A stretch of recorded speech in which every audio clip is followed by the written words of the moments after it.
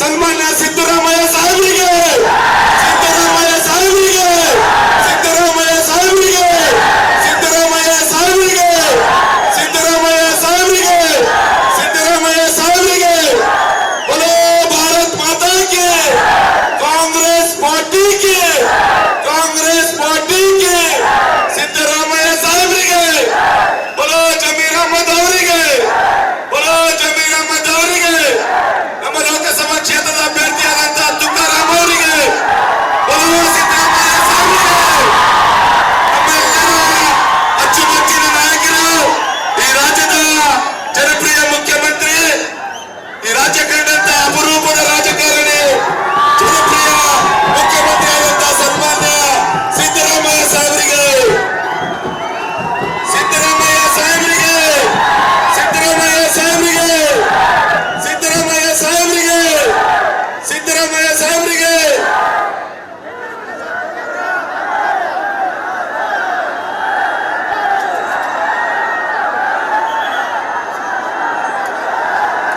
ನಮ್ಮ ನಿಮ್ಮೆಲ್ಲರ ನೆಚ್ಚಿನ ಕರುನಾಡಿನ ದೊರೆ, ಭಾಗ್ಯಗಳ ಹರಿಕರ ಭಾಗ್ಯರಾಮಯ್ಯ ಸನ್ಮಾನ್ಯ ಶ್ರೀ ಸಿದ್ದರಾಮಯ್ಯನವರು ಈ ಒಂದು ಅದ್ಭುತವಾದಂತಹ ವೇದಿಕೆಗೆ ಆಗಮಿಸಿದರೆ ಜೋರಾದ ಚಪ್ಪಾಳೆಗಳ ಮುಖಾಂತರ ಅವರಿಗೆ ಈ ಒಂದು ಅದ್ಭುತವಾದಂತಹ ಕಾರ್ಯಕ್ರಮಕ್ಕೆ ಸ್ವಾಗತವನ್ನು ಕೋರೋಣ. ಸೊ ಅದೇ ರೀತಿ ನಮ್ಮನ್ನ ಬಿಟ್ಟು ಆಗಲಿರುವಂತಹ ನಮ್ಮ ನೆಚ್ಚಿನ ನಾಯಕರು, ಇವತ್ತು ಸಂಸದರಾಗಿರ್ತಕ್ಕಂಥ ಶ್ರೀನಿವಾಸ್ ಪ್ರಸಾದ್ ಸರ್ ಅವರು ಇವತ್ತು ನಮ್ಮನ್ನು ಅಗಲಿರುವುದರಿಂದ ಅವರಿಗೆ ಅವ್ರ ಭಾವಚಿತ್ರಕ್ಕೆ ಮಾನ್ಯ ಮುಖ್ಯಮಂತ್ರಿಗಳು ಹಾಗೂ ಎಲ್ಲ ಸಚಿವರು, ಮುಖಂಡರುಗಳು, ಶಾಸಕರುಗಳು ಒಂದು ಭಾವಪೂರ್ಣ ಶ್ರದ್ಧಾಂಜಲಿಯನ್ನು ಸಲ್ಲಿಸ್ತಾ ಇದ್ದಾರೆ. ಎಲ್ಲರೂ ಶಾಂತ ರೀತಿಯಿಂದ ಸಹಕರಿಸಬೇಕಾಗಿ ವಿನಂತಿ ಮಾಡ್ಕೊಳ್ತಾ ಇದ್ದಾರೆ. ಇದು ಕಾಂಗ್ರೆಸ್ಸಿನ ಕಾರ್ಯಕ್ರಮ, ಕುಟುಂಬದ ಕಾರ್ಯಕ್ರಮ. ಹಾಗಾಗಿ ಎಲ್ಲ ಕಾಂಗ್ರೆಸ್ನ ಬಂಧುಗಳು ಶಾಂತ ರೀತಿಯಿಂದ ಸಹಕರಿಸಬೇಕಾಗಿ ವಿನಂತಿ ಮಾಡ್ಕೊಳ್ತಾ ಇದ್ದೇವೆ. ದಯಮಾಡಿ ತಾವೆಲ್ಲರೂ ಕೂಡ ಕೂತ್ಕೊಳ್ಳೋದ್ರ ಮುಖಾಂತರ ಈ ಒಂದು ಕಾರ್ಯಕ್ರಮದಲ್ಲಿ ಭಾಗಿಯಾಗಬೇಕು ಅಂತ ಕೇಳ್ಕೊತಾ ಇದ್ವಿ. ಅದೇ ರೀತಿ ವೇದಿಕೆಗೆ ಆಗಮಿಸಿರುವಂತಹ ಸನ್ಮಾನ್ಯ ಮುಖ್ಯಮಂತ್ರಿಗಳು, ಅವ್ರ ಜೊತೆ ಆಗಮಿಸಿರುವಂತಹ ಸನ್ಮಾನ್ಯ ಸಚಿವರು ಶ್ರೀಯುತ ಜಮೀರ್ ಅಹಮದ್ ಅವ್ರಿಗೂ ಕೂಡ ಆತ್ಮೀಯವಾದಂತಹ ಸ್ವಾಗತವನ್ನು ಕೋರ್ತಾ ಇದ್ದೀವಿ. ದಯಮಾಡಿ ವೇದಿಕೆ ಮೇಲೆ ಉಪಸ್ಥಿತಿರುವಂತಹ ಎಲ್ಲ ನಮ್ಮ ಮುಖಂಡರು ಸನ್ಮಾನ್ಯ ಶ್ರೀ ಶ್ರೀನಿವಾಸ್ ಪ್ರಸಾದ್ ಅವರ ನೆನಪಿನಲ್ಲಿ ತಾವೆಲ್ಲರೂ ಕೂಡ 1 ನಿಮಿಷಗಳ ಮೌನಾಚರಣೆಯನ್ನ ಮಾಡೋದ್ರ ಮುಖಾಂತರ ತಾವೆಲ್ಲರೂ ಕೂಡ ಸನ್ಮಾನ್ಯ ಶ್ರೀ ಶ್ರೀನಿವಾಸ್ ಪ್ರಸಾದ್ ಅವರ ಆತ್ಮಕ್ಕೆ ಶಾಂತಿ ಸಿಗಲಿ ಅಂತ ಹೇಳಿ ನಾವೆಲ್ಲರೂ ಕೂಡ ಕೋರ್ಬೇಕು ಅಂತ ಕೇಳ್ಕೊತಾ ಇದ್ದೀವಿ.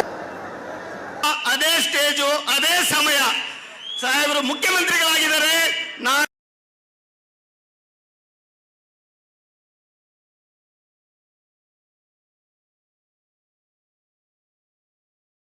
ರಾಜಕೀಯ ಪುನರ್ಜನ್ಮ ಕೊಡ್ಬೇಕು ಅಂತ ಕೇಳ್ತಾ ಇದ್ದಾರೆ ಸರ್. ಈ ರೀತಿಯಾಗಿ ಇವತ್ತು, ಯಾಕಂದ್ರೆ ಒಂದು ಮಾತು ಹೇಳಲಿಕ್ಕೆ ಇಷ್ಟಪಡ್ತಾ ಇದೀನಿ. ಇವತ್ತು ಸಿದ್ದರಾಮಯ್ಯ ಸಾಹೇಬರು, DK ಶಿವಕುಮಾರ್ ಸಾಹೇಬರು ಎಲ್ಲರೂ ಕೂಡ ವೇದಿಕೆಯಲ್ಲಿದ್ದಾರೆ. ನಮಗೆ ಯಾವತ್ತು ಅವಕಾಶ ಸಿಕ್ಕಿದೆ, ನಾವು ಬಂದಾಗ, ಅಧಿಕಾರ ಬಂದಾಗ ಜನರ ಪರವಾಗಿ ಒಳ್ಳೆ ಕೆಲಸ ಮಾಡ್ತಿದೀವಿ. ಇವತ್ತು ಅದಕ್ಕಾಗಿನೇ 136 ಸೀಟ್ ಮಂದಿಗೆ ಮತ್ತೆ ಸರ್ಕಾರ ಮಾಡಿಸಿ ಇವತ್ತಿನ ದಿನ ರಚನೆ ಮಾಡಿದ್ವಿ. ಬಿಜೆಪಿಯವರಿಗೆ ಆಗ್ತತ ಇದು? ಇವತ್ತಿನ ಒಳ್ಳೆ ಕಾಲ ಬಂದಾಗ ಒಳ್ಳೆ ಕೆಲಸ ಮಾಡಲಿಲ್ಲ, ಅವರು ಜನರ ಪರವಾಗಿ ಕೆಲಸ ಮಾಡಲಿಲ್ಲ, ಸಮಾಜ ಕಟ್ಟಲಿಲ್ಲ, ಜೊತೆಗೆ ಭವನಗಳ ಮೂಲಕ ಮಾಡಕ್ ಹೋದ್ರೆ ಜನ ಒಪ್ತಾರೇನ್ರಿ? ಇವತ್ತಿನ ದಿನ ಆ ಪರಿಸ್ಥಿತಿ ಬಿಜೆಪಿಗೆ ಬಂದಿದೆ. ನಾನು ಜಾಸ್ತಿ ಮಾತಾಡಕ್ ಹೋಗಲ್ಲ. ತಮ್ಗೆಲ್ಲ ಆಲ್ರೆಡಿ ಮನಸ್ಸಲ್ಲಿ ಬಳ್ಳಾರಿ ಜಿಲ್ಲೆನಲ್ಲಿ, ಅಖಂಡ ಬಳ್ಳಾರಿ ಜಿಲ್ಲೆನಲ್ಲಿ ತಾವೆಲ್ಲರೂ ಕೂಡ ಈಗಾಗಲೇ ತಿಳ್ಕೊಂಡಿದ್ದೀರಿ, ಪ್ರಜ್ಞಾವಂತರಿದ್ದೀರಿ. ತಾವುಗಳು ದಯಮಾಡಿ ಈ ಚುನಾವಣೆಯಲ್ಲಿ ಕಾಂಗ್ರೆಸ್ ಪರವಾಗಿ, ಯಾಕಂದ್ರೆ ಸೋನಿಯಾ ಗಾಂಧಿ ಅವರ ಮೇಡಮ್ ಅವರ ಆದ್ಮೇಲೆ ನಾವು ಈ ಭಾಗದಲ್ಲಿ ಸಂಸದರಾಗಿಲ್ಲ, ಅವಕಾಶ ಬಂದಿದೆ. ಇವತ್ತು ಎಲ್ಲ AICC ಹೈಕಮಾಂಡು, KPCC ಹೈಕಮಾಂಡು ಸಾಹೇಬರು ಎಲ್ಲರೂ ಸೇರಿ, ತುಕಾರಾಮ್ ನೀನೇ ಕಂಟೆಕ್ಟ್ ಮಾಡ್ಬೇಕು, ಈ ಕಡೆ MP ಆಗಿ ಬರ್ಬೇಕು ಅಂತ ಹೇಳಿ ಇವತ್ತಿದ್ದೀರಾ ನನ್ನ ನಿಲ್ಸಿದ್ದಾರೆ.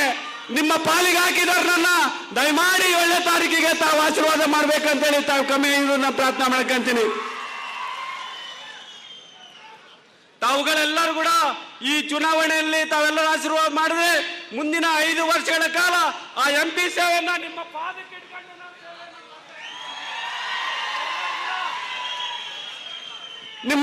ಇಟ್ಕೊಂಡು ನಾನು ಸೇವೆ ಮಾಡ್ತೀನಿ. ಒಂದೇ ಮನಸ್ಸಿನಿಂದ, ಒಂದೇ ಹೃದಯದಿಂದ ತಾವೆಲ್ಲ ಕೂಡ ಸಣ್ಣ ಪುಟ್ಟ ಇದನ್ನಪ್ಪ ಅಂದ್ರೆ ಅದನ್ನ ಊರೊಳಗೆ ಇಟ್ಕೊಂಡ್ಬಿಟ್ಟು ಕಾಂಗ್ರೆಸ್ ಪರವಾಗಿ ಆಶೀರ್ವಾದ ಮಾಡಬೇಕು ಅಂತ ಕೇಳ್ತಾ ನನ್ನ ಮಾತು ಮುಗಿಸ ಧನ್ಯವಾದಗಳು, ನಮಸ್ಕಾರ.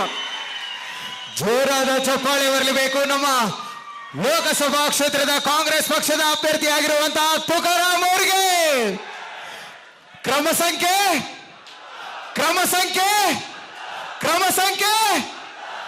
ಧನ್ಯವಾದಗಳು. ಸೊ ಅದೇ ರೀತಿ ಜೆಡಿಎಸ್ ಪಕ್ಷದ ಅಭ್ಯರ್ಥಿಯಾಗಿ ನಿಂತು ಪರಾಭವಗೊಂಡು ಈ ದಿನ ಜೆಡಿಎಸ್ ಪಕ್ಷ ತೊರೆದು ಕಾಂಗ್ರೆಸ್ ಪಕ್ಷವನ್ನ ಸೇರ್ತಾ ಇರುವಂತಹ ತಿಪ್ಪೇಸ್ವಾಮಿ ಅವರಿಗೆ ನಮ್ಮ ಕಾಂಗ್ರೆಸ್ ಪಕ್ಷದ ಶಾಲನ್ನ ಹಾಕೋದ್ರ ಮುಖಾಂತರ ಅವರಿಗೆ ನಮ್ಮ ಒಂದು ಪಕ್ಷಕ್ಕೆ ಬರಮಾಡ್ಕೋಬೇಕಂತ ಕೇಳ್ಕೊತಾ ಇದೀವಿ. ಜೋರಾದ ಚಪ್ಪಾಳೆಗಳ ಮುಖಾಂತರ ನಮ್ಮ ತುಕಾರಾಂ ಅವರಿಗೆ ಬೆನ್ನೆಲುಬಾಗಿ ನಿಂತು ಅವರ ಜೊತೆಗೆ ನಡೀತಾ ಇರುವಂತಹ ತಿಪ್ಪೇಸ್ವಾಮಿ ಅವರು ಈ ದಿನ ನಮ್ಮ ಕಾಂಗ್ರೆಸ್ ಪಕ್ಷಕ್ಕೆ ಸೇರ್ತಾ ಇದ್ದಾರೆ. ಜೋರಾದ ಚಪ್ಪಾಳೆ ಬರಲೇಬೇಕು.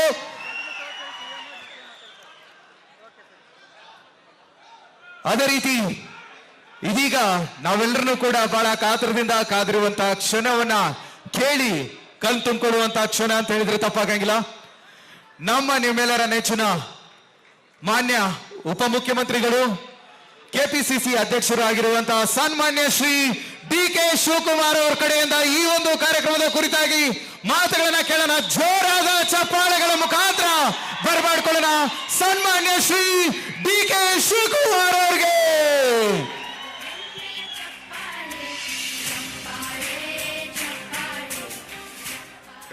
ನನ್ನ ಹಿಂದೆ ಯಾರು ನಿಂತ್ಕೋಬಾರ್ದು, ಟಿವಿ ಕಾಣಂಗೆ ರಿಲೇ ಆಗ್ತಾ ಇರ್ತದೆ.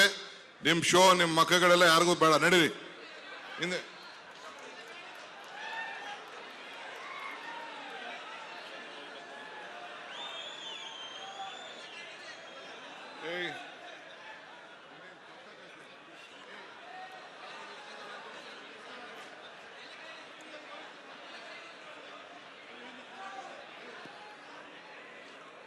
बोलो भारत माता की, कांग्रेस पार्टी की, सोनिया गांधी की, राहुल गांधी की, मल्लिकार्जुन खड़गे की. ಬಂಧುಗಳೇ, ವೇದಿಕೆ ಇರುವಂತ ಮುಖ್ಯಮಂತ್ರಿಗಳಂತ ಸಿದ್ದರಾಮಯ್ಯ ಸಾಹೇಬ್ರೆ,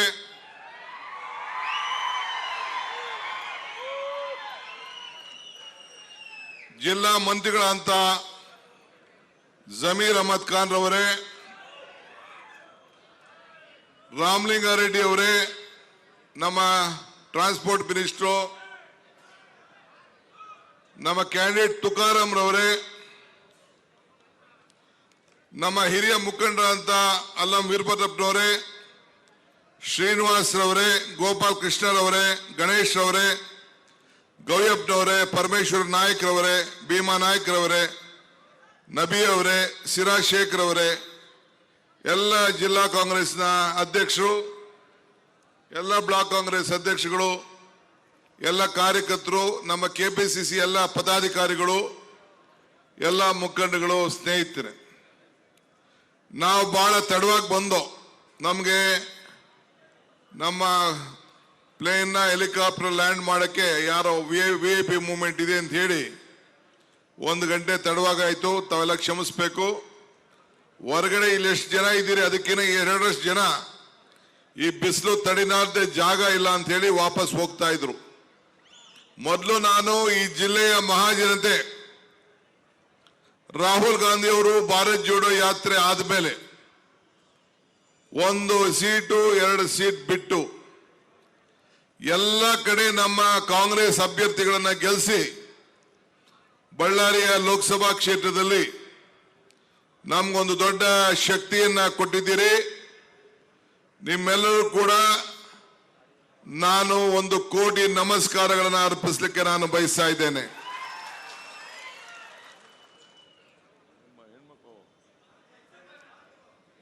ನಮ್ಮ ಹೆಣ್ಮಗಳು ರೆಬೆಲ್ ನಮ್ಮ ಅವರು ಕೂಡ ಇದ್ದಾರೆ,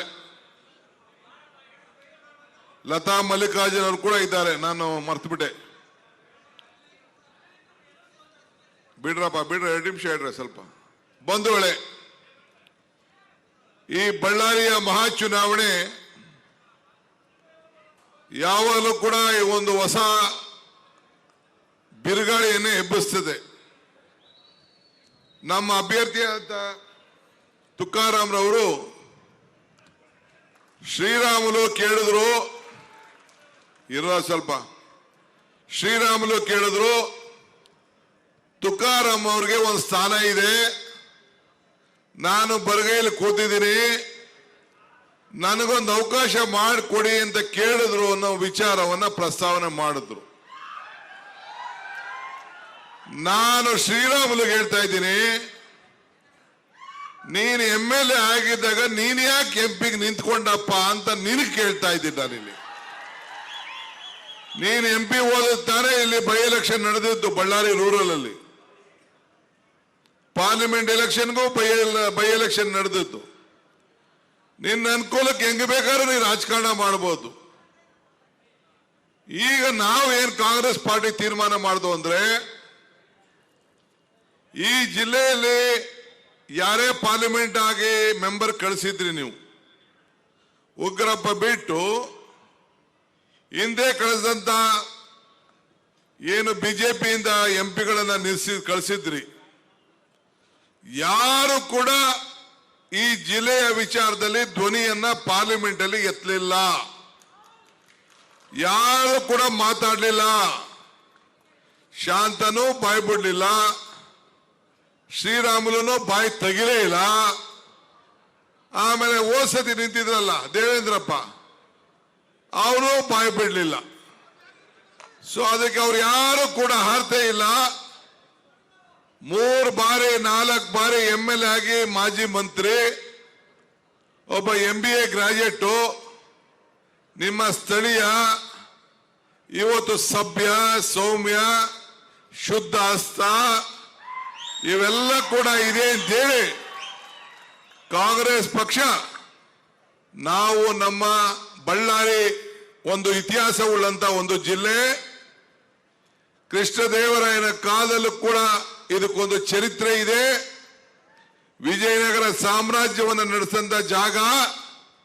ಅದಕ್ಕೆ ನಿಮ್ಮನ್ನ ಪ್ರತಿನಿಧಿಸೋರು ಸರಳತೆಗೆ ಮತ್ತೊಂದು ಹೆಸರು ತುಕಾರಾಮ್ ಅಂತೇಳಿ ಇವತ್ತು ಅವ್ರನ್ನ ನಾವು ಆಯ್ಕೆ ಮಾಡಿ ನಾವು ಕಳಿಸ್ಕೊಟ್ಟಿದ್ದೇವೆ. ನೀವು ಬಿಜೆಪಿ ಫ್ರೆಂಡ್ಗಳು ಕೇಳಬೇಕು, ನೀವು ಆಯ್ತಪ್ಪ ನಿಮ್ಗೆ ಅಧಿಕಾರ ಆಯ್ತಲ್ಲ 3 ವರ್ಷ 4 ವರ್ಷ, ಅಲ್ಲಿ ಶ್ರೀರಾಮುಲು MP ಮಂತ್ರಿ ಇದ್ರು, ಇಲ್ಲಿ ವಿಜಯನಗರದಲ್ಲಿ ಆನಂದ್ ಸಿಂಗ್ MLA ಮಂತ್ರಿ ಆದ್ರು. ನಿಮ್ಗೆ ಅಧಿಕಾರ ಆಯ್ತಾಗ ನೀವು ಏನ್ ಮಾಡಿದ್ರಿ? ಯಾವ ಹಣ ತಂದ್ರಿ? ಏನ್ ಅಭಿವೃದ್ಧಿ ಮಾಡಿದ್ರಿ? ನಿಮ್ ಡಬಲ್ ಇಂಜಿನ್ ಗವರ್ಮೆಂಟ್ ಇತ್ತು, ನುಡಿದಂತೆ ನಡೆದ್ರ? ಬಿಜೆಪಿಯವರು ಮಾತು ಕೊಟ್ಟರು, ಮಾತಂತೆ ಏನಾರು ಆಯ್ತಾ? ರೈತರ ಬದುಕಿನಲ್ಲಿ ಏನಾರು ಬದಲಾವಣೆ ಆಯ್ತಾ? ಅಚ್ಚೇ ದಿನ ಬಂತ? 15 ಲಕ್ಷ ನಿಮ್ಮ ಅಕೌಂಟ್ ಬಂತ? ಇಷ್ಟು ಪ್ರಶ್ನೆ ನೀವು ಕೇಳಬೇಕು. ನಿಮ್ಗೆ ಯಾರಿಗಾರು ಬಂತ ದುಡ್ಡು? 15 ಲಕ್ಷ ಬಂತ? ಬೇಡ ರೀ. ಕೊರೋನಾ ಸಂದರ್ಭದಲ್ಲಿ ನಾನು, ಸಿದ್ದರಾಮಯ್ಯನವರು, ತುಕಾರಾಮ್ ನಾವೆಲ್ಲ ಹೋಗಿ, ಜಮೀರೆಲ್ಲ ಹೋಗಿ, ನಾವೆಲ್ಲ ಹೋಗಿ ಕಾಡಿ ಬೇಡಿ ಭೀಮಾ ನಾಯಕ್ ಎಲ್ಲ MLA ಇದ್ರು, ನಮ್ಮ ಪರಮೇಶ್ವರ್ ನಾಯಕ್ ನಾವೆಲ್ಲ ಹೋಗಿ ಯಡಿಯೂರಪ್ಪನ ಕೇಳ್ದೋ, ರೀ ಬಡವರಿದ್ದಾರೆ, ಕಾರ್ಮಿಕರಿದ್ದಾರೆ, ಡ್ರೈವರ್ಗಳಿದ್ದಾರೆ, ಬಟ್ಟೆ ಒಗೆಯೋನು, ಬಟ್ಟೆ ಒಲೆಯೋನು, ಎಲ್ಲ ಸಣ್ಣ ಸಣ್ಣ ಕಾರ್ಮಿಕರಿದ್ದಾರೆ, ಒಂದು 10,000 ರೂಪಾಯಿ ಕೊಡಪ್ಪ. ಕೋವಿಡ್ ಸಂದರ್ಭದಲ್ಲಿ ಪೂಜಾರಿಗಳಿದ್ದಾರೆ ದೇವಸ್ಥಾನದಲ್ಲಿ, ಹಳ್ಳಿಗಳಲ್ಲಿ ಎಲ್ಲ ಮುಚ್ಚಿಬಿಟ್ಟಿದ್ದೀರಿ, ಒಂದು 10,000 ರೂಪಾಯಿ ಕೊಡಪ್ಪ ಅಂತ ಹೇಳಿ ಕೈ ಮುಗಿದು ಕಾಲು ಮುಗಿದು ಕೇಳ್ದು. ಯಾರಿಗಾರು 1 ರೂಪಾಯಿ? ನಿರ್ಮಲಾ ಸೀತಾರಾಮ್ ಅವರು ಸ್ಟೇಟ್ಮೆಂಟ್ ಕೊಟ್ಟರು, 22 ಲಕ್ಷ ಕೋಟಿ ರೂಪಾಯಿನ ಕೊಟ್ಟಿದ್ದೀವಿ ಅಂತೇಳಿ. ಯಾರು ಕೊಟ್ಟವ್ರೆ? ಯಾರಿಗಾರು ಕೊಟ್ರ? ಓಲಿ ನಿಮ್ ಜಿಲ್ಲೆಯಲ್ಲಿ ಕೋಟ್ಯಾಂತರ ರೂಪಾಯಿ ಮಿನರಲ್ ಡೆವಲಪ್ಮೆಂಟ್ ಫಂಡ್ ಇದೆ, ಲೇಬರ್ ಡಿಪಾರ್ಟ್ಮೆಂಟ್ ಫಂಡ್ ಇದೆ. ಆ ದುಡ್ಡಿಂದ ತೆಗೆದುಬಿಟ್ಟು ಏನಾರು ಬಡವ್ರಿಗೆ ಏನಾರು ಅನುಕೂಲ ಮಾಡಿದ್ರ? ಯಾವ ಅನುಕೂಲ ಕೂಡ ಮಾಡಲಿಲ್ಲ. ಇವತ್ತು ಮಲ್ಲಿಕಾರ್ಜುನ್ ಖರ್ಗೆ ಅವರು ನಮ್ಮ ಕಾಂಗ್ರೆಸ್ ಪಕ್ಷದ ಅಧ್ಯಕ್ಷರು, ಇವತ್ತು ನಿಮ್ದು ಕಲ್ಯಾಣ ಕರ್ನಾಟಕದ ಒಂದು ಭಾಗ, ಕಾಂಗ್ರೆಸ್ ಪಕ್ಷದ ಕೊಡುಗೆ.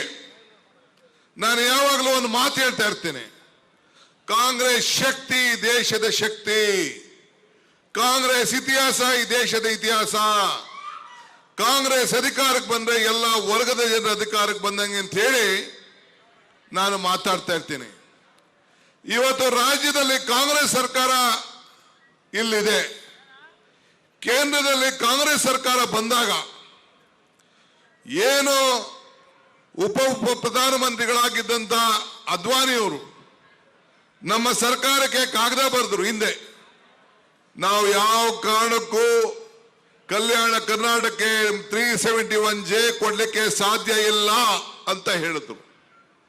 ಅದನ್ನ ಮಲ್ಲಿಕಾರ್ಜುನ್ ಖರ್ಗೆ ಅವರು, ಧರ್ಮಸಿಂಗ್ ಅವರು, ನಮ್ಮ ನಾಯಕರುಗಳೆಲ್ಲ ಹೋರಾಟವನ್ನು ಮಾಡಿ ಈ ಸಂವಿಧಾನದ ಬದಲಾವಣೆ ಮಾಡಿ ಹಿಂದುಳಿದ ವರ್ಗದ ಪ್ರದೇಶದ ಜನರಿಗೆ ನ್ಯಾಯವನ್ನು ಕೊಡಬೇಕು ಅಂತೇಳಿ ಸಂವಿಧಾನವನ್ನು ತಿದ್ದುಪಡಿಯನ್ನು ಮಾಡಿ ನಿಮ್ಮ ಬದುಕನ್ನ ಕಟ್ಟಲಿಕ್ಕೆ, ನಿಮ್ಮ ಮಕ್ಕಳಿಗೆ, ಈ ಭಾಗದ ಜನರಿಗೆ ಅಭಿವೃದ್ಧಿಗೆ ಮೀಸಲಾಗಿ ಹಣವನ್ನು ಇಟ್ಟು ಉದ್ಯೋಗವನ್ನು ಕೊಟ್ಟು, ಜೊತೆಗೆ ವಿದ್ಯಾ ಕ್ಷೇತ್ರದಲ್ಲೂ ಕೂಡ ಮೀಸಲಾತಿಯನ್ನು ಕೊಟ್ಟು ಇವತ್ತು ನಿಮಗೆ ಒಂದು ದೊಡ್ಡ ಶಕ್ತಿಯನ್ನು ಕೊಟ್ಟದನ್ನ ಇಡೀ ಕರ್ನಾಟಕದಲ್ಲಿ ಒಂದೇ ಅಲ್ಲ, ಇಡೀ ಭಾರತದಲ್ಲಿ ಯಾರು ಮಾಡಕ್ಕಾಗದೆ ಒಂದು ಐತಿಹಾಸಿಕವಾದಂಥ ತೀರ್ಮಾನವನ್ನ ಸೋನಿಯಾ ಗಾಂಧಿ ಅವರು, ಮನಮೋಹನ್ ಸಿಂಗ್ ರವರು ಇವತ್ತು ನಿಮ್ಮ ಬಳ್ಳಾರಿಗೆ, ಕೊಪ್ಪಳಕ್ಕೆ, ಗುಲ್ಬರ್ಗಕ್ಕೆ, ರಾಯಚೂರಿಗೆ,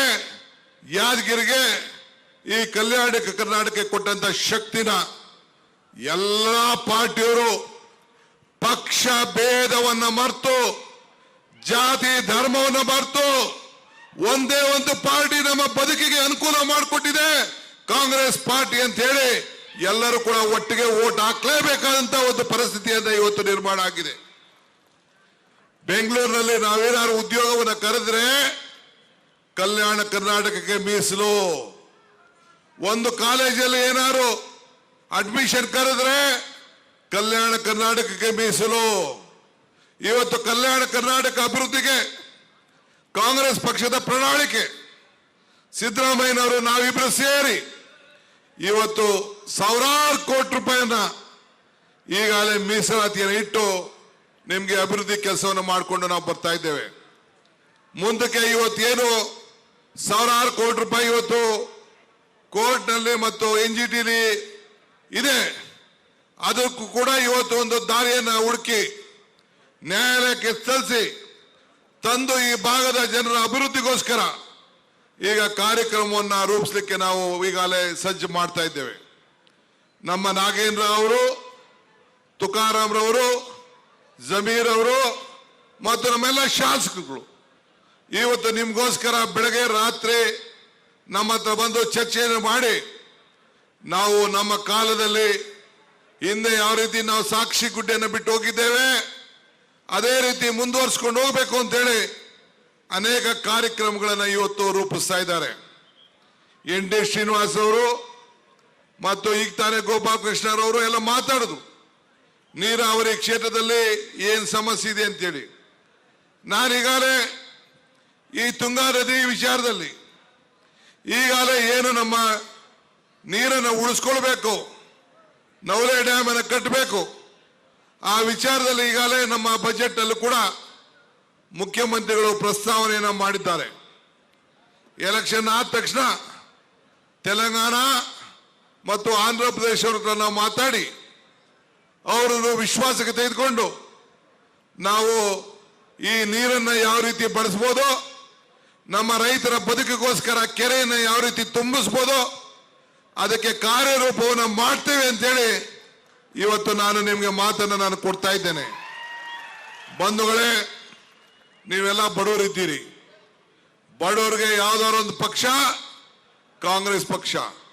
ಈಗ ಬಿಜೆಪಿ ಏನಾದ್ರು ಒಂದು, ಈಗ ಮೋದಿ ಗ್ಯಾರಂಟಿ ಅಂತ ಹೇಳ್ತಾ ಇದ್ದಾರೆ. ಏನ್ ಮೋದಿ ಗ್ಯಾರಂಟಿ? ನಿಮ್ ಹೊಟ್ಟೆ ತುಂಬ್ತಾ ಇದೆಯಾ? ಹಣ ಕೊಡ್ತಾ ಇದ್ದಾರಾ? ಅಕ್ಕಿ ಕೊಡ್ತಾ ಇದ್ದಾರಾ? ಹಿಂದೆ ಸಿದ್ದರಾಮಯ್ಯನವರು ಮುಖ್ಯಮಂತ್ರಿ ಆಗಿದ್ದಾಗ ಮೊದಲನೇ ದಿನ ಈ ಅನ್ನ ಭಾಗ್ಯ ಪ್ರಾರಂಭ ಮಾಡಿದ್ರು. 5 ಕೆಜಿಯಿಂದ 10 ಕೆಜಿಗೆ ಏರಿಸ್ತು. ಈಗ ಮತ್ತೆ 5 ಗ್ಯಾರಂಟಿ ಘೋಷಣೆ ಮಾಡಿದ್ರು. ನಾನು ಸಿದ್ದರಾಮಯ್ಯನವರು ಬೆಳಗಾವಿಯಿಂದ ಈ ಪ್ರಜಾಧ್ವನಿ ಯಾತ್ರೆ ಮಾಡಿ ಅಲ್ಲಿಂದ ಪ್ರವಾಸ ಮಾಡಿ 5 ಗ್ಯಾರಂಟಿ ಎಲ್ಲರೂ ಕೂಡ ಉಚಿತವಾಗಿ, ನೀವು ಯಾರು ಕೂಡ ಕರೆಂಟ್ ಬಿಲ್ ಕಟ್ಟುತ್ತಾ ಇಲ್ಲ. 200 ಯೂನಿಟ್ ವರೆಗೂ ಉಚಿತವಾಗಿ ಕರೆಂಟ್ ಬರ್ತಾ ಇದೆ ತಾನೆ, 0 ಬಿಲ್ ಬರ್ತಾ ಇದೆ ತಾನೆ. ಸುಳ್ಳು ಏನ್ ನೀವು ಯಾರು ಕೈ ಎತ್ತಾ ಇಲ್ಲ, ನನಗೆ ಡೌಟ್ ಆಯ್ತಾ ಇದೆ. ಬರ್ತಾ ಇದೆ. ಹೆಣ್ಣು ಮಕ್ಳಿಗೆ 2,000 ಬರ್ತಾ ಇದೆ ತಾನೆ, ನಿಮ್ ಹೆಂಗಸ್ರೆ ಬರ್ತಾ ಇದೆ. ನನಗೆ ಗೊತ್ತು ನಿಮ್ಗೆ ಕೊಡ್ತಾ ಇಲ್ಲ, ನಾವು ಬೇಕು ಅಂತ. ಯಾಕೆಂದ್ರೆ ನೀವು ದುಡ್ಡು ಕೊಟ್ರೆ ಯಾವ್ದೋ ಬೇರೆ ಅಂಗಡಿಗೆ ಹೊಂಟೋಯ್ತೀರಾ ನೀವು. ಹೆಣ್ಣು ಮಕ್ಕಳ ಮೇಲೆ ನಮ್ಗೆ ನಂಬಿಕೆ ಇದೆ. ಹೆಣ್ಣು ಕುಟುಂಬದ ಕಣ್ಣು ಅಂತೇಳಿ ಎಲ್ಲ ನನ್ನ ತಾಯಿನೀರು ಸರಿಯಾದ ರೀತಿಯಲ್ಲಿ ಎಲ್ಲ ಗ್ಯಾಸ್ ಬೆಲೆ, ಪೆಟ್ರೋಲು, ಡೀಸೆಲ್ಲು, ಸೀಮೆಎಣ್ಣೆ, ಉಪ್ಪು, ಹುಳಿ ಎಲ್ಲ ಬೆಲೆ ಜಾಸ್ತಿ ಆಗೋಯ್ತು. ಎಲ್ಲ ಪದಾರ್ಥಗಳು ಜಾಸ್ತಿ ಆಗೋಯ್ತು. ಅನುಕೂಲ ಮಾಡ್ತಾ ಇದ್ದೀವಿ. ಎಲ್ಲ ನಮ್ಮ KSRTC ಮಂತ್ರಿ ಇಲ್ಲಿ ಬಂದವ್ರೆ. ಎಲ್ಲ ನಾ ಕೊರೋನಾ ಇದ್ದಾಗ ಆಗ ಬಂದು ನೀವು ಯಾರು ಬೆಂಗಳೂರು ಬರಬೇಕು, ಹೊರಗಡೆ ಬರ್ಬೇಕಂದ್ರೆ 1ಕ್ಕೆ 3ರಷ್ಟು ಚಾರ್ಜ್ ಕೇಳ್ತಾ ಇದ್ರು. ನಾವು ಫ್ರೀಯಾಗೆ ಕೊಡ್ತೀನಿ ಟಿಕೆಟ್ನ, ಕಾಂಗ್ರೆಸ್ ಪಾರ್ಟಿಯಿಂದನೇ ದುಡ್ಡು ಕಟ್ತೀನಿ, 1 ಕೋಟಿ ಕಟ್ತೀನಿ ಅಂತೇಳಿ ಆವತ್ತು ಕಟ್ತೆ.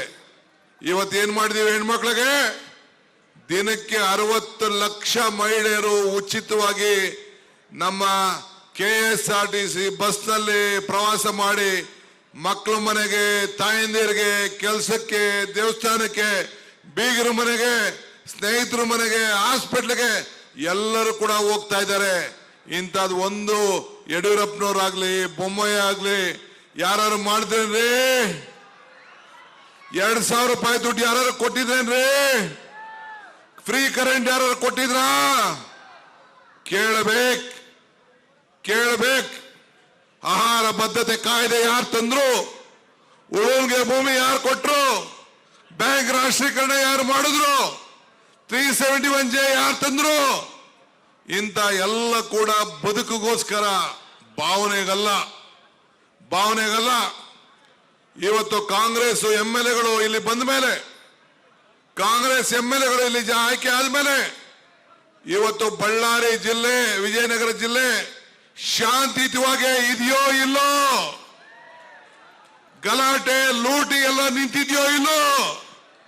ದಬ್ಬಾಳಿಕೆ ನಿಂತಿದೆಯೋ ಇಲ್ಲೋ? ಮತ್ತೆ ಅದು ಮುಂದುವರಿಬೇಕು. ಹುಷಾರಾಗಿರಿ. ಮತ್ತೆ ಈ ಒಂದು ಪರಂಪರೆ ಪ್ರಾರಂಭ ಆಗಬಾರ್ದು. ನಿಮ್ಮ ಬದುಕಿನಲ್ಲಿ ನೀವು ನಿಮ್ಮ ಕಷ್ಟದ ಬೇವುಗಳು ಈ ರೀತಿ ನಿಮ್ಮನ್ನ ಸುಲಿಗೆ ಮಾಡುವಂತ ಜನರಿಗೆ ಅವಕಾಶವನ್ನು ಕೊಡಬಾರದು. ಅದಕ್ಕೆ ನೀವು ಎಚ್ಚರಿಕೆಯಿಂದ ಇರಬೇಕು. ಇವತ್ತು ಈ ಜಿಲ್ಲೆ ಕಾಂಗ್ರೆಸ್ನ ಭದ್ರಕೋಟೆ, ಸೋನಿಯಾ ಗಾಂಧಿ ಅವರಿಗೆ ಆಶ್ರಯ ಕೊಟ್ಟಂತ ಕೋಟೆ ಇದು. ಇವತ್ತು ತುಕಾರಾಮ್ ನಮ್ಮ ಪಕ್ಷಕ್ಕೆ ಒಂದು ದೊಡ್ಡ ಆಸ್ತಿ.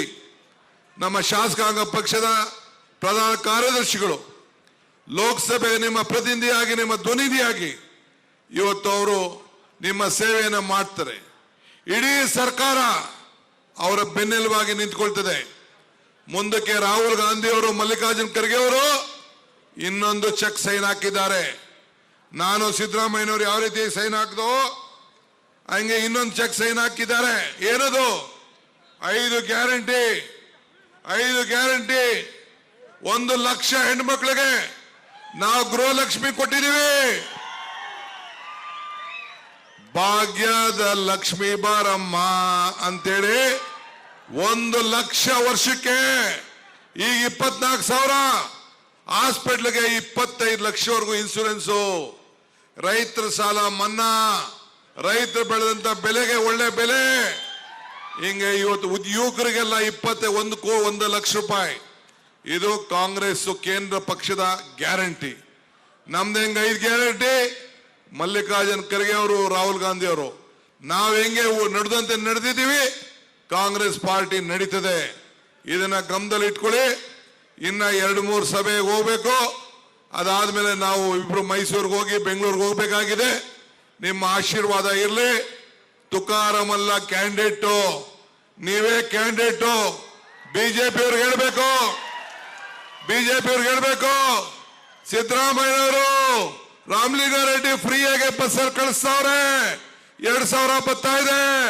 ನೀವು ಅವ್ರ ವಿಜಯನ ಹೇಳೋರೆ ಇದು ಟೆಂಪ್ರರಿ, ನಾವು ನಿಲ್ಲಿಸ್ಬಿಡ್ತೇವೆ, ಇದು ಗ್ಯಾರಂಟಿ ಇಲ್ಲ, ಮುಂದುವರೆದಿಲ್ಲ.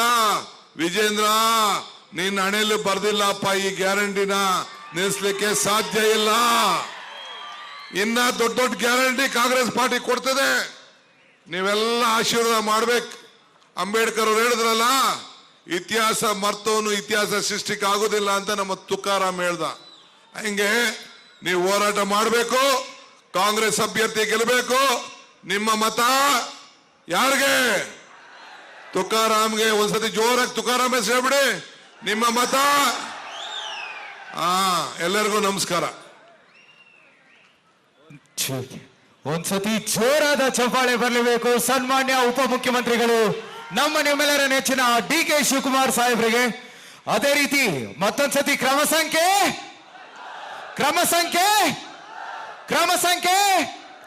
ನಮ್ಮ ನಿಮ್ಮೆಲ್ಲ ಉದ್ದೇಶಿಸಿ ಈ ಒಂದು ಕಾರ್ಯಕ್ರಮದ ಕುರಿತಾಗಿ ಸನ್ಮಾನ್ಯ ಮುಖ್ಯಮಂತ್ರಿಗಳು ಭಾಗ್ಯದಾತ ಭಾಗ್ಯರಾಮಯ್ಯ ಅಂತಾನೆ ಪ್ರಖ್ಯಾತಿಯನ್ನು ಪಡ್ಕೊಂಡಿರುವಂತ ಸನ್ಮಾನ್ಯ ಶ್ರೀ ಸಿದ್ದರಾಮಯ್ಯನವರು ಈ ಒಂದು ಕಾರ್ಯಕ್ರಮದ ಕುರಿತಾಗಿ ಮಾತಾಡಬೇಕು ಅಂತ ಕೇಳ್ಕೊತಾ ಇದ್ದೀನಿ. ತಮ್ಮೆಲ್ಲರ ಜೋರಾದ ಚಪ್ಪಾಳೆಗಳ ಮುಖಾಂತರ ಬರ್ಮಾಡ್ಕೊಳ್ಳೋಣ ಸನ್ಮಾನ್ಯ ಶ್ರೀ ಸಿದ್ದರಾಮಯ್ಯನವರು.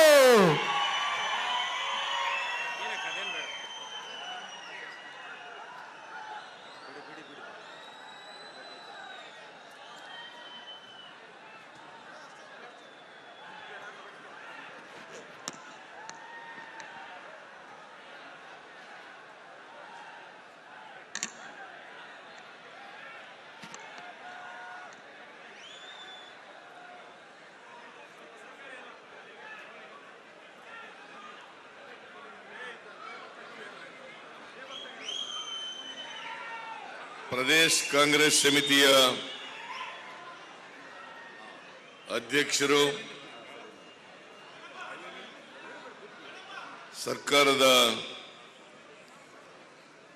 ಉಪಮುಖ್ಯಮಂತ್ರಿಗಳು ಆದಂತ DK ಶಿವಕುಮಾರ್ ಅವರೇ,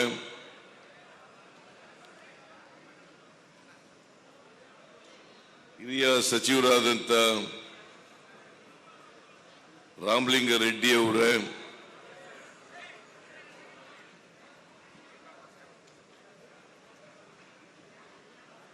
ಹೊಸಪೇಟೆ ವಿಜಯನಗರ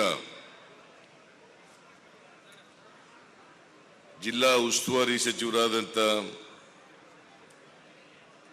ಜಮೀರ್ ಅಹಮದ್ ಅವರೇ,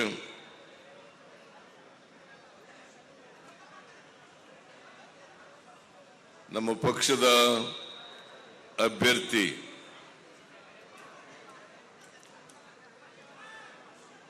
ಬಹಳ ಸಜ್ಜನ, ಸಂಪನ್ನ, ಸರಳ, ಪ್ರಾಮಾಣಿಕ ವ್ಯಕ್ತಿ,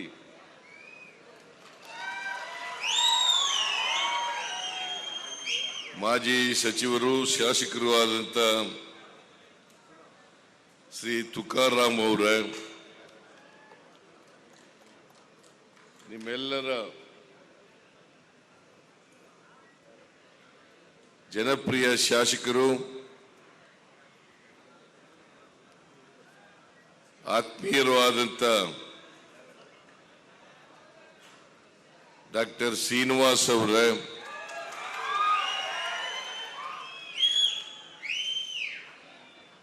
ಜಿಲ್ಲೆಯ ಎಲ್ಲ ಶಾಸಕ ಮಿತ್ರರೇ,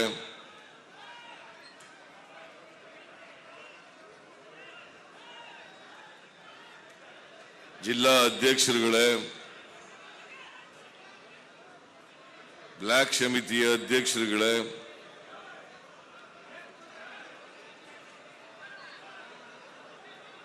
ಮಾಜಿ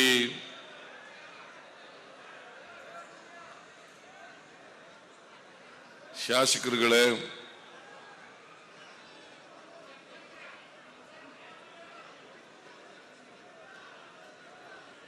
ಮುಂಚೂಣಿ ಘಟಕಗಳ ಎಲ್ಲ ಅಧ್ಯಕ್ಷರುಗಳೇ, ಇಲ್ಲಿ ಇಷ್ಟೊಂದು ಅಪಾರ ಸಂಖ್ಯೆಯಲ್ಲಿ ಸೇರಿರ್ತಕ್ಕಂಥ ಎಲ್ಲ ಆತ್ಮೀಯ ಕಾರ್ಯಕರ್ತ ಬಂಧುಗಳೇ, ತಾಯಂದಿರೇ, ಎಲ್ಲ ಯುವಕ ಮಿತ್ರರೇ, ಸುದ್ದಿ ಮಾಧ್ಯಮದ ಎಲ್ಲ ಗೆಳೆಯರೇ,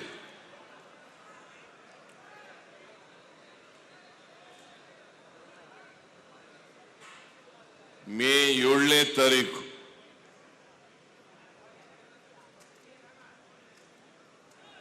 ಬಳ್ಳಾರಿ ಲೋಕಸಭೆಗೆ ಚುನಾವಣೆ ನಡೀತಾ ಇದೆ.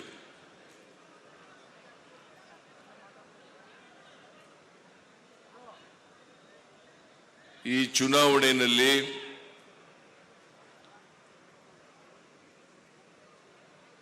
ನೀವೆಲ್ಲರೂ ಕೂಡ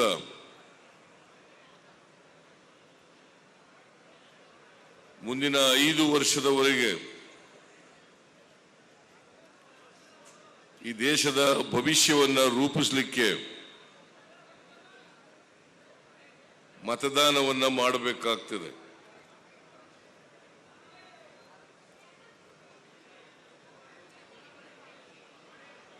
ಕಳೆದ 10 ವರ್ಷಗಳಿಂದ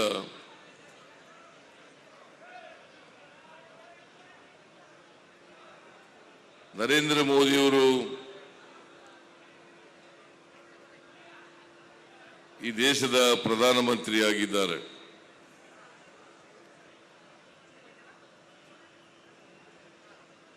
ಮತ್ತೊಮ್ಮೆ 3ನೇ ಬಾರಿಗೆ ಪ್ರಧಾನಮಂತ್ರಿ ಆಗಲಿಕ್ಕೆ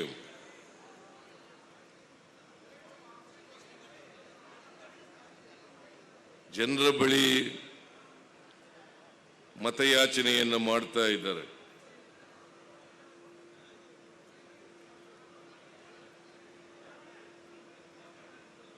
ನೀವು ಮತದಾನ ಮಾಡೋದಕ್ಕಿಂತ ಮುಂಚಿತವಾಗಿ ನರೇಂದ್ರ ಮೋದಿಯವರು 10 ವರ್ಷಗಳಲ್ಲಿ ಈ ದೇಶವನ್ನ ಆರ್ಥಿಕವಾಗಿ, ಸಾಮಾಜಿಕವಾಗಿ, ರಾಜಕೀಯವಾಗಿ ಅಭಿವೃದ್ಧಿ ಪಡಿಸಿದ್ದಾರ ಅಂತಕ್ಕಂಥ ವಿಚಾರವನ್ನ ತಾವು ಪರಿಶೀಲನೆ ಮಾಡಬೇಕು ಅಂತಕ್ಕಂಥದ್ದು ನನ್ನ ಮನವಿ.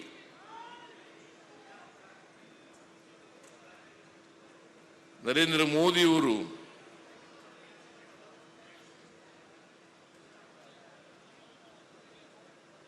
ಈ 10 ವರ್ಷಗಳಲ್ಲಿ ನುಡಿದಂತೆ ನಡೆದಿದ್ದಾರಾ? ಕೊಟ್ಟ ಮಾತನ್ನ ಉಳಿಸಿಕೊಂಡಿದ್ದಾರಾ?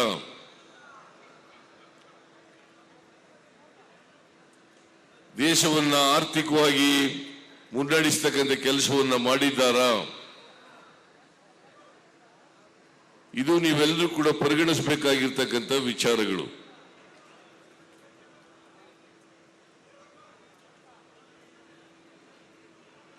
ನರೇಂದ್ರ ಮೋದಿಯವರು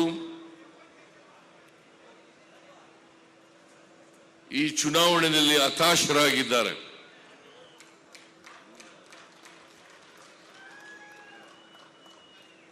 ಅವರಿಗೆ ಈ ಚುನಾವಣೆಯಲ್ಲಿ ಗೆಲ್ತೀವಿ ಅಂತಕ್ಕಂಥ ವಿಶ್ವಾಸ ಇಲ್ಲ.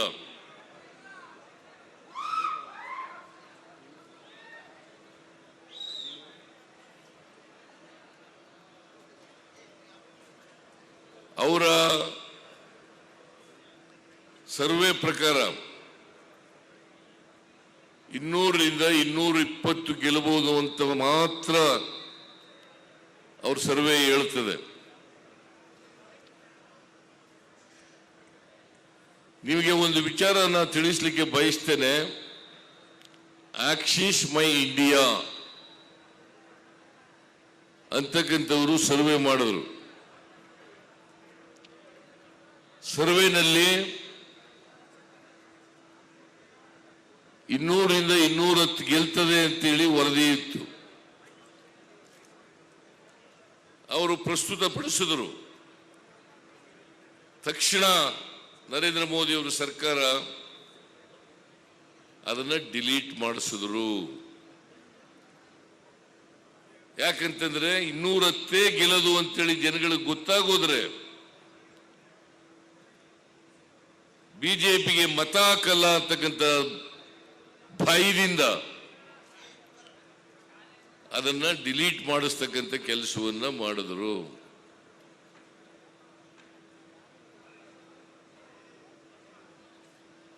ಕರ್ನಾಟಕದಲ್ಲಿ ಕಳೆದ ಲೋಕಸಭಾ ಚುನಾವಣೆಯಲ್ಲಿ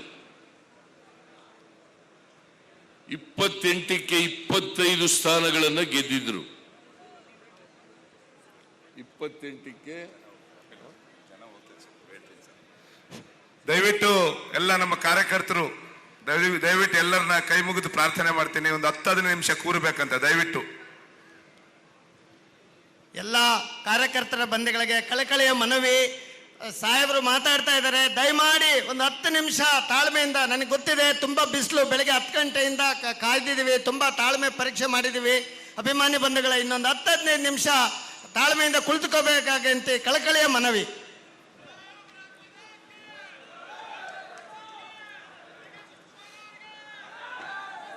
ಇನ್ನು ಅರ್ಧ ಗಂಟೆನಲ್ಲಿ ನನ್ನ ಭಾಷಣ ಮುಗಿಸ್ತೀನಿ.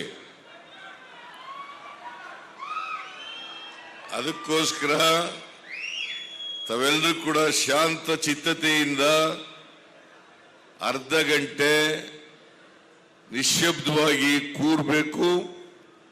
ಯಾರು ಎದ್ದೋಗಬಾರದು ಅಂತೇಳಿ ನಿಮ್ಮಲ್ಲಿ ಮನವಿ.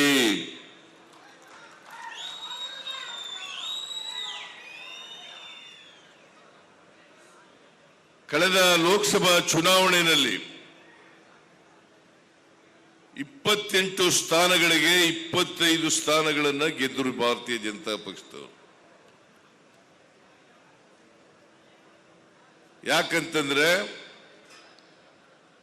ಜನರ ಮುಂದೆ ಭಾವನಾತ್ಮಕವಾದಂಥ ವಿಚಾರಗಳನ್ನು ಪ್ರಸ್ತಾಪ ಮಾಡಿದ್ರು, ಸುಳ್ಳುಗಳನ್ನ ಹೇಳಿದ್ರು. ಕಾಶ್ಮೀರದಲ್ಲಿ 370ನೇ ಆರ್ಟಿಕಲ್ ಅನ್ನು ರದ್ದು ಮಾಡ್ತೀವಿ ಅಂತೇಳಿ ರದ್ದು ಮಾಡಿದ್ರು. ಪುಲ್ವಾಮಾ ವಿಚಾರವನ್ನ ಪ್ರಸ್ತಾಪ ಮಾಡಿದ್ರು. ಜನರು ಈ ದೇಶ ರಕ್ಷಣೆ ಮಾಡೋರು ನರೇಂದ್ರ ಮೋದಿ ಅವರು ಮಾತ್ರ ಅಂತೇಳಿ ವೋಟ್ ಕೊಟ್ಬಿಟ್ರು ಹೋದ್ ಸಾರಿ. ಈ ಸಾರಿ ಯಾವುದು ಭಾವನಾತ್ಮಕವಾದಂಥ ವಿಚಾರ ಉಳಿದಿಲ್ಲ ಅವರಿಗೆ. ಅದಕ್ಕೆ ಸುಳ್ಳುಗಳನ್ನ ಮಾರುಕಟ್ಟೆ ಮಾಡಲಿಕ್ಕೆ ಪ್ರಯತ್ನವನ್ನ ಮಾಡ್ತಾ ಇದ್ದಾರೆ. ನರೇಂದ್ರ ಮೋದಿ ಅವರು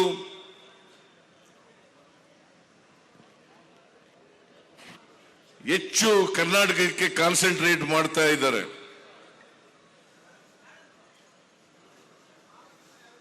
ನಿನ್ನೆ 4 ಕಡೆ ಹೋಗಿದ್ದಾರೆ, ಇವತ್ತು ಕೂಡ ಕರ್ನಾಟಕದಲ್ಲೇ ಇದ್ದಾರೆ. ಅವರು ಎಲ್ಲ ಕಡೆ ಸುಳ್ಳುಗಳನ್ನು ಹೇಳ್ತಾ ಇದ್ದಾರೆ. ಬೆಳಗಾವಿನಲ್ಲಿ ಹೇಳಿದ್ರು, ಶಿವಾಜಿ ಮಹಾರಾಜರಿಗೆ ಕಿತ್ತೂರು ರಾಣಿ ಚೆನ್ನಮ್ಮನವರಿಗೆ ಕಾಂಗ್ರೆಸ್ನವರು ಅವಮಾನವನ್ನು ಮಾಡಿದ್ರು. ನಮಗೆ ಶಿವಾಜಿ ಮಹಾರಾಜರ ಬಗ್ಗೆ ಅಪಾರವಾದಂಥ ಗೌರವ ಇದೆ. ಕಿತ್ತೂರು ರಾಣಿ ಚೆನ್ನಮ್ಮನವರಿಗೆ ಅವ್ರ ಬಗ್ಗೆ ಅಪಾರವಾದಂಥ ಗೌರವ ಇದೆ. ಕಾಂಗ್ರೆಸ್ ಪಾರ್ಟಿ ಯಾವತ್ತೂ ಕೂಡ ಅವರಿಗೆ ಅವಮಾನವನ್ನ ಮಾಡ್ತಕ್ಕಂಥ ಕೆಲಸವನ್ನ ಮಾಡಿಲ್ಲ.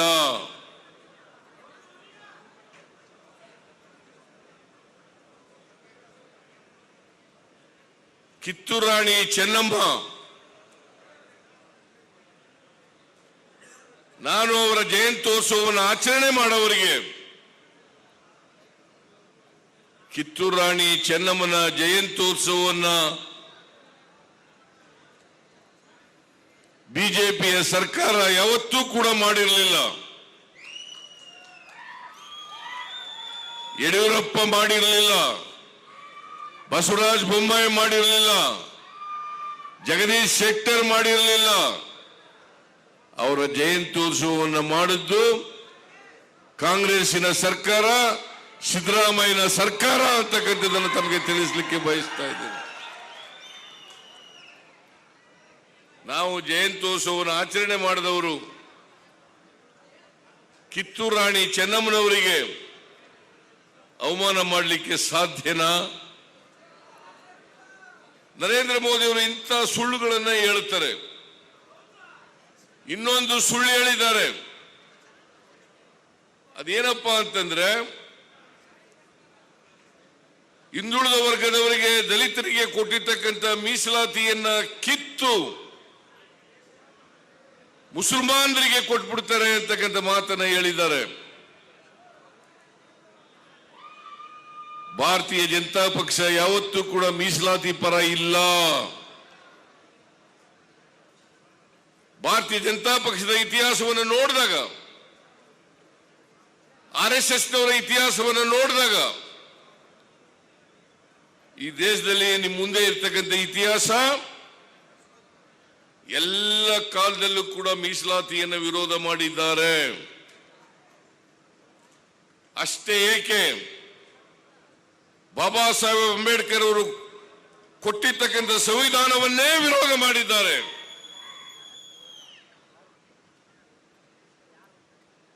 ನಿನ್ನೆ ಮೋಹನ್ ಭಾಗವತ್ ಅವರು ಹೇಳಿದ್ದಾರೆ, ನಾವು ಯಾವತ್ತೂ ಕೂಡ ಮೀಸಲಾತಿಗೆ ವಿರೋಧ ಇಲ್ಲ, ಹಿಂದೆನೂ ವಿರೋಧ ಇರಲಿಲ್ಲ, ಮುಂದೆನೂ ವಿರೋಧ ಇರಲಿಲ್ಲ ಅಂತ ಮಾತುಗಳನ್ನು ಹೇಳಿದ್ದಾರೆ. ಇದು ಅತ್ಯಂತ ಹಸಿ ಸುಳ್ಳು.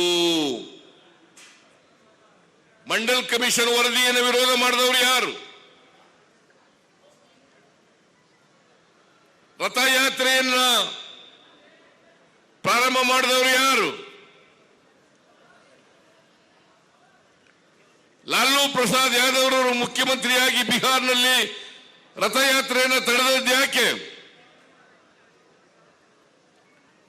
ಶಾಲಾ ವಿದ್ಯಾರ್ಥಿಗಳಿಗೆ, ಕಾಲೇಜಿನ ವಿದ್ಯಾರ್ಥಿಗಳಿಗೆ ಪ್ರಚೋದನೆ ಮಾಡಿ ಅವರು ಆತ್ಮಹತ್ಯೆ ಮಾಡ್ಕೊಳ್ತಕ್ಕಂಥ ಮಟ್ಟಕ್ಕೆ ತಗೊಂಡು ಹೋದಂತವ್ರು ಯಾರು? ನಿಮ್ಗೆಲ್ಲ ಜ್ಞಾಪಕ ಇರಬೇಕು, ಮಂಡಲ್ ಕಮಿಷನ್ ವರದಿ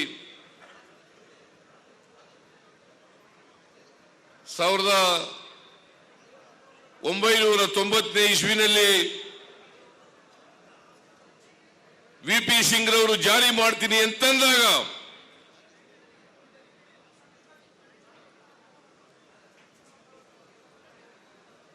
ಅದನ್ನ ವಿರೋಧ ಮಾಡಿ ರಥಯಾತ್ರೆ ಮಾಡಿದವರು ಅದ್ವಾನಿಯವರು ಅಂತಕ್ಕಂಥದನ್ನ ಮರೀಲಿಕ್ಕೆ ಸಾಧ್ಯ ಇಲ್ಲ.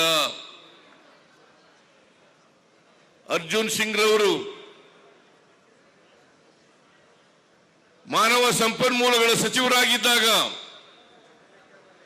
ಹೈಯರ್ ಲರ್ನಿಂಗ್ ಇನ್ಸ್ಟಿಟ್ಯೂಷನ್ಗಳಲ್ಲಿ IIT, IIM, IIC, IISc ಅಲ್ಲಿ ಮೀಸಲಾತಿಯನ್ನು ತಂದಾಗ ಅದನ್ನು ವಿರೋಧ ಮಾಡಿದವರು ಬಿಜೆಪಿಯವರು. ಅಷ್ಟೇ ಅಲ್ಲ, ಸಂವಿಧಾನವನ್ನು ತಿದ್ದುಪಡಿ ಮಾಡಿ 73ನೇ ತಿದ್ದುಪಡಿ, 74ನೇ ತಿದ್ದುಪಡಿಗಳನ್ನು ತಂದು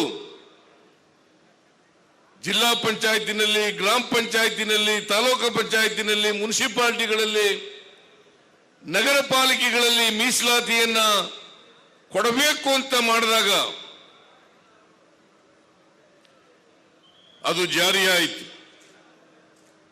ಜಾರಿಯಾದ ಮೇಲೆ ಅದನ್ನು ವಿರೋಧ ಮಾಡಿ ಸುಪ್ರೀಂ ಕೋರ್ಟ್ಗೆ ಹೋದವರು ಶ್ರೀರಾಮ ಜೋಯಿಸರು.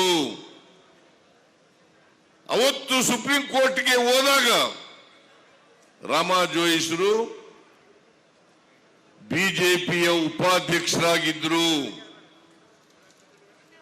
ಬಿಜೆಪಿಯ ಉಪಾಧ್ಯಕ್ಷರು ಮತ್ತೆ ರಾಜ್ಯಸಭಾ ಸದಸ್ಯರಾಗಿದ್ದರು. ಹಿಂದುಳಿದವರಿಗೆ ಮೀಸಲಾತಿಯನ್ನು ಕೊಟ್ಟಿರ್ತಕ್ಕಂಥದ್ದು, ಮಹಿಳೆಯರಿಗೆ ಮೀಸಲಾತಿಯನ್ನು ಕೊಟ್ಟಿರ್ತಕ್ಕಂಥದ್ದು, ಅಲ್ಪಸಂಖ್ಯಾತರಿಗೆ ಮೀಸಲಾತಿಯನ್ನು ಕೊಟ್ಟಿರ್ತಕ್ಕಂಥದ್ದು. ಇದು ಕಾನೂನು ಬಾಹಿರ, ಸಂವಿಧಾನ ಬಾಹಿರ ಅಂತೇಳಿ ಸುಪ್ರೀಂ ಕೋರ್ಟ್ನಲ್ಲಿ ಸ್ವತಃ ರಾಮಾ ಜೋಯಿಸ್ರೇ ವಾದವನ್ನು ಮಂಡಿಸಿದರು.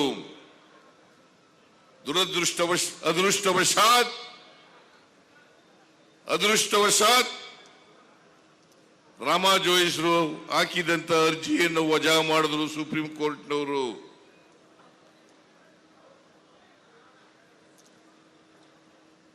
ಇವತ್ತು ನೀವು ವಿಚಾರ ಮಾಡಬೇಕು, ಮೀಸಲಾತಿಯನ್ನ ಮೊದಲಿಂದಲೂ ಕೂಡ ವಿರೋಧ ಮಾಡ್ಕೊಂಡು ಬಂದಿರತಕ್ಕಂಥವ್ರು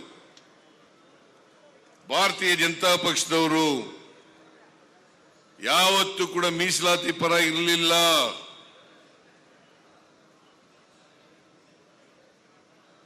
ಸುಪ್ರೀಂ ಕೋರ್ಟ್ನಲ್ಲೇ ರಾಮಾ ಜೋಯಿಸ್ರು ಸುಪ್ರೀಂ ಕೋರ್ಟ್ಗೆ ಹೋಗಿದ್ದಂತ ಸಂದರ್ಭದಲ್ಲಿ ಸುಪ್ರೀಂ ಕೋರ್ಟ್ನವರು BCMA ನಲ್ಲಿ ಮುಸಲ್ಮಾನರನ್ನ ಸೇರಿಸಿರ್ತಕ್ಕಂಥದ್ದು ಸರಿ ಇದೆ ಅಂತೇಳಿ ಸರ್ಕಾರದ ಆದೇಶವನ್ನ ಎತ್ತಿ ಹಿಡಿದ್ರು. ಮತ್ತೆ ಮುಸಲ್ಮಾನರಿಗೆ 4% ಶಿಕ್ಷಣದಲ್ಲಿ ಮತ್ತು ಉದ್ಯೋಗದಲ್ಲಿ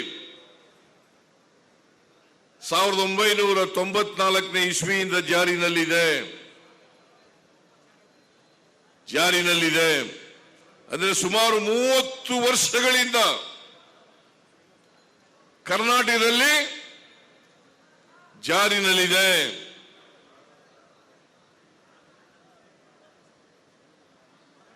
ನಾವು ಹೊಸದಾಗಿ ಮುಸಲ್ಮಾನರಿಗೆ 4% ಮೀಸಲಾತಿ ಕೊಟ್ಟಿದ್ದಲ್ಲ. ದೇವೇಗೌಡರು ಈ ರಾಜ್ಯದ ಮುಖ್ಯಮಂತ್ರಿ ಆಗಿರುವಾಗ ನಾನು ಕೂಡ ಹಣಕಾಸಿನ ಮಂತ್ರಿಯಾಗಿದ್ದೆ. ಅವತ್ತು 4% ಮೀಸಲಾತಿಯನ್ನು ಕೊಟ್ಟರು. ಇದು ಕೊಟ್ಟದ್ದು ಚಿನ್ನಪ್ಪರೆಡ್ಡಿ ಆಯೋಗದ ವರದಿ ಆಧಾರದ ಮೇಲೆ ಕೊಟ್ಟದ್ದು.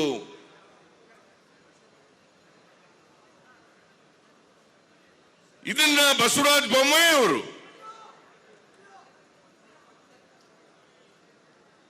ರದ್ದು ಮಾಡಿದ್ರು. ರದ್ದು ಮಾಡಿ ಲಿಂಗಾಯತರಿಗೆ ಮತ್ತು ಒಕ್ಕಲರಿಗೆ ಹಂಚಿಕೆ ಮಾಡಿದ್ರು. ಇದರ ವಿರುದ್ಧ ಸುಪ್ರೀಂ ಕೋರ್ಟ್ಗೆ ಹೋದ್ರು. ಸುಪ್ರೀಂ ಕೋರ್ಟ್ನಲ್ಲಿ ಆರ್ಗ್ಯುಮೆಂಟ್ ಬಂದಾಗ ಇದೇ ಬಸವರಾಜ ಬೊಮ್ಮಾಯಿ ಅವರ ಸರ್ಕಾರ ನಾವು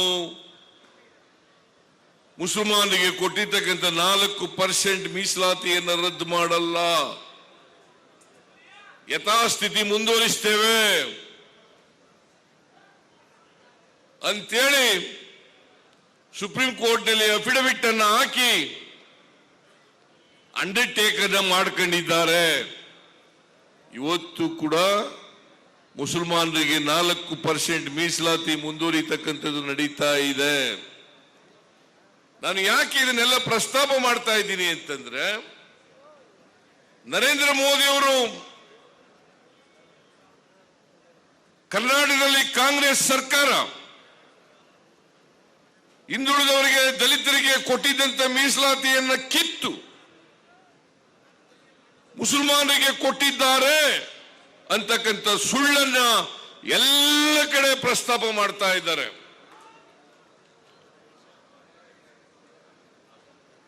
ಈ ದೇಶದ ಪ್ರಧಾನಮಂತ್ರಿಯಾಗಿ ಸಂವಿಧಾನದ ರೀತಿಯ ಅಧಿಕಾರವನ್ನು ಮಾಡಬೇಕಾಗಿರ್ತಕ್ಕಂಥ ಪ್ರಧಾನಿ ಸಂವಿಧಾನಕ್ಕೆ ವಿರುದ್ಧವಾಗಿ ಮಾತಾಡ್ತಾ ಇದ್ದಾರೆ. ನೀವು ಯೋಚನೆ ಮಾಡಬೇಕು. ಯಾರೇ ಆಗಲಿ, ಪ್ರಧಾನಮಂತ್ರಿ ಆಗಲಿ, ಮುಖ್ಯಮಂತ್ರಿ ಆಗಲಿ, ಸಂವಿಧಾನಕ್ಕೆ ವಿರುದ್ಧವಾಗಿ ಆಡಳಿತ ನಡೆಸಲಿಕ್ಕೆ ಸಾಧ್ಯ ಆಗಲ್ಲ.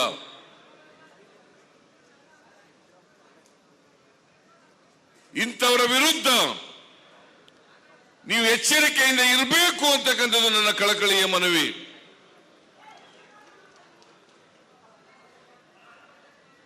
ಕಳೆದ ಚುನಾವಣೆಯಲ್ಲಿ ಬಿಜೆಪಿಯಿಂದ ಗೆದ್ದಿದ್ದಂತ ಲೋಕಸಭಾ ಸದಸ್ಯರು ಒಂದು ದಿನ ಬಾಯಿ ಬಿಡಲಿಲ್ಲ.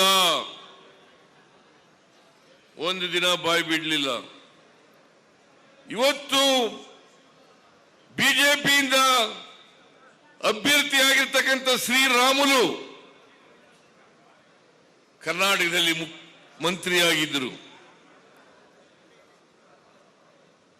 ಕೋವಿಡ್-19 ಬಂದಾಗ ಮಂತ್ರಿ. ಇವರು ಸರಿಯಾಗಿ ಮಾಡಲಿಲ್ಲ ಅಂತೇಳಿ ಇವರು ಮಂತ್ರಿನೇ ಕಿತ್ತಾಕಿದ್ರು.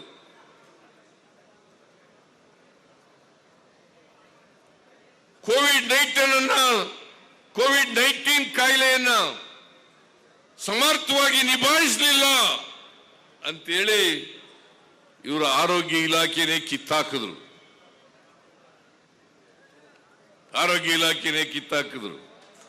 ಸುಧಾಕರ್ ಕೊಟ್ಟರು. ಅದರಲ್ಲೂ ಕೂಡ ಭ್ರಷ್ಟಾಚಾರವನ್ನ ಸರ್ಕಾರ ಮಾಡಿತು. ಕೋಟ್ಯಾಂತರ ರೂಪಾಯಿಗಳ ಭ್ರಷ್ಟಾಚಾರವನ್ನು ಮಾಡಿತು.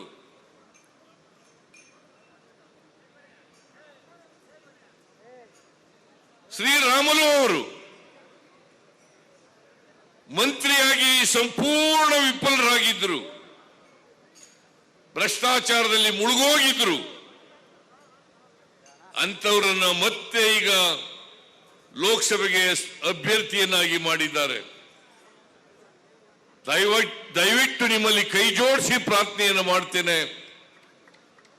ಅವರು ಶಾಸಕರಾಗೂ ಕೂಡ ಅಸಮರ್ಥರು, ಲೋಕಸಭೆಗೆ ಹೋದ್ರೂ ಕೂಡ ಅಸಮರ್ಥರು, ಭ್ರಷ್ಟರು. ಅವರನ್ನ ಯಾವತ್ತೂ ಕೂಡ ನೀವು ಗೆಲ್ಲಿಸಬಾರದು ಅಂತಕ್ಕಂಥ ಮನವಿಯನ್ನು ನಿಮ್ಮಲ್ಲಿ ಮಾಡಲಿಕ್ಕೆ ಬಯಸ್ತಾ ಇದ್ದೇನೆ. ಹಿಂದೆನೂ ಕೂಡ ಲೋಕಸಭಾ ಸದಸ್ಯರಾಗಿದ್ದರು, ಶಾಸಕರಾಗಿದ್ರು, ಮಂತ್ರಿಯಾಗಿದ್ರು. ಅವರ ಕೊಡುಗೆ ಏನು? ಬಳ್ಳಾರಿ ಅಭಿವೃದ್ಧಿಗೆ ಅವರ ಕೊಡುಗೆ ಏನು? ಏನಾದ್ರು ಕೊಡುಗೆ ಇದೆಯಾ? ಚೆಂಬು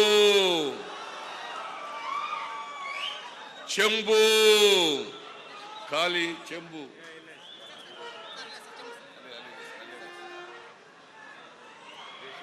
ಖಾಲಿ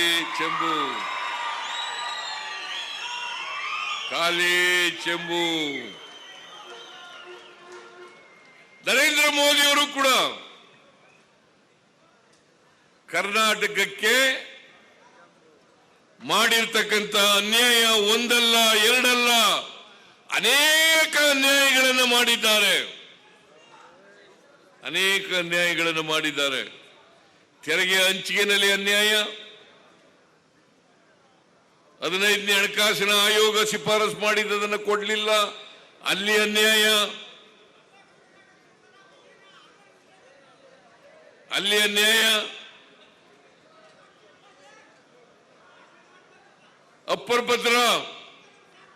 ಅಪ್ಪರ್ ಭದ್ರಾ ಯೋಜನೆಗೆ 5,300 ಕೋಟಿ ರೂಪಾಯಿ ಕೊಡ್ತೀವಿ ಅಂತೇಳಿ ಬಜೆಟ್ನಲ್ಲಿ ಘೋಷಣೆ ಮಾಡಿ ಅಲ್ಲಿ ಕೊಡಲಿಲ್ಲ. ಬರಗಾಲ ಬಂದಿದೆ ಕರ್ನಾಟಕದಲ್ಲಿ.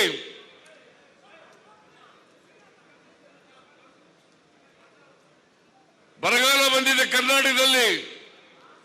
240 ತಾಲೂಕುಗಳಲ್ಲಿ 223 ತಾಲೂಕುಗಳ ಬರಗಾಲ. ಸುಮಾರು 48 ಲಕ್ಷ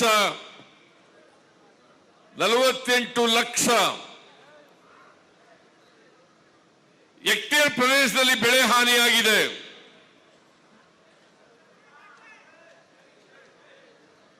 ಕರ್ನಾಟಕ ಸರ್ಕಾರ ಕೇಂದ್ರದಿಂದ ಪರಿಹಾರ ಬರದೇ ಹೋದರೂ ಕೂಡ ಮೇವು ಕೊಡೋದ್ರಲ್ಲಿ, ಉದ್ಯೋಗ ಕೊಡೋದ್ರಲ್ಲಿ, ನೀರು ಕೊಡೋದ್ರಲ್ಲಿ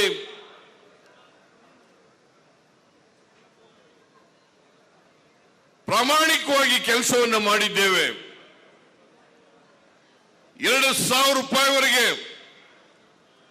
34 ಲಕ್ಷ ರೈತರಿಗೆ 650 ಕೋಟಿ ರೂಪಾಯಿಗಳನ್ನು ಕೊಟ್ಟಿದ್ದೇವೆ.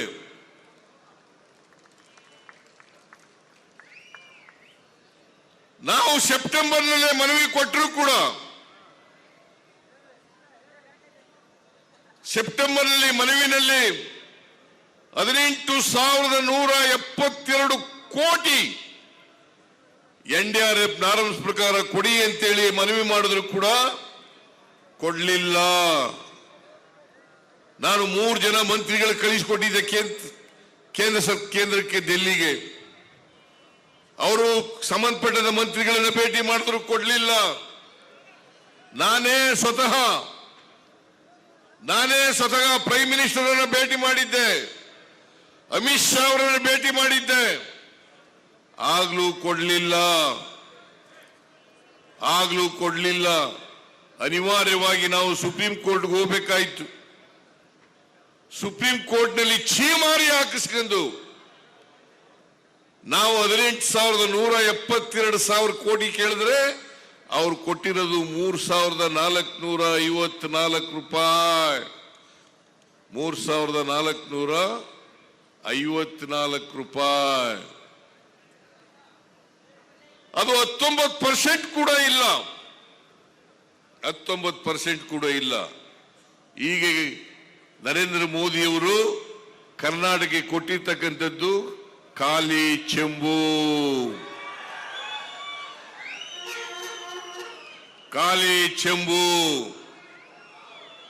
ನರೇಂದ್ರ ಮೋದಿ ಅವರಿಗೆ ವೋಟ್ ಕೊಡ್ತೀರಾ? ಶ್ರೀರಾಮುಲಿಗೆ ವೋಟ್ ಕೊಡ್ತೀರಾ? ದಯಮಾಡಿ ಶ್ರೀರಾಮುಲಿಗೆ ಕೊಡಬೇಡಿ ಓಟನ್ನ ಕೊಡಬೇಡಿ. ಖಾಲಿ ಚೆಂಬು ಕೊಟ್ಟವರು ಕೊಡ್ತೀರಾ? ಅದ್ರ ಬದಲು ಶ್ರೀರಾಮುಲಿಗೆ ಈ ಖಾಲಿ ಚೆಂಬು ಕೊಡಿ. ಚೆಂಬು ಕೊಡ್ತಕ್ಕಂಥ ಕೆಲಸವನ್ನ ನೀವೆಲ್ಲರೂ ಕೂಡ ಮಾಡಬೇಕು. ಚೆಂಬು ಕೊಡ್ತಕ್ಕಂಥ ಕೆಲಸವನ್ನ ಮಾಡಬೇಕು. ನರೇಂದ್ರ ಮೋದಿ ಅವರು ಹೇಳಿದ್ರು 2014ರಲ್ಲಿ 2 ಲಕ್ಷ ಕಪ್ಪು ಹಣ ಇದೆ ವಿದೇಶದಲ್ಲಿ, ಅದನ್ನೆಲ್ಲ ತಂದು 15 ಲಕ್ಷ ಕೊಟ್ರ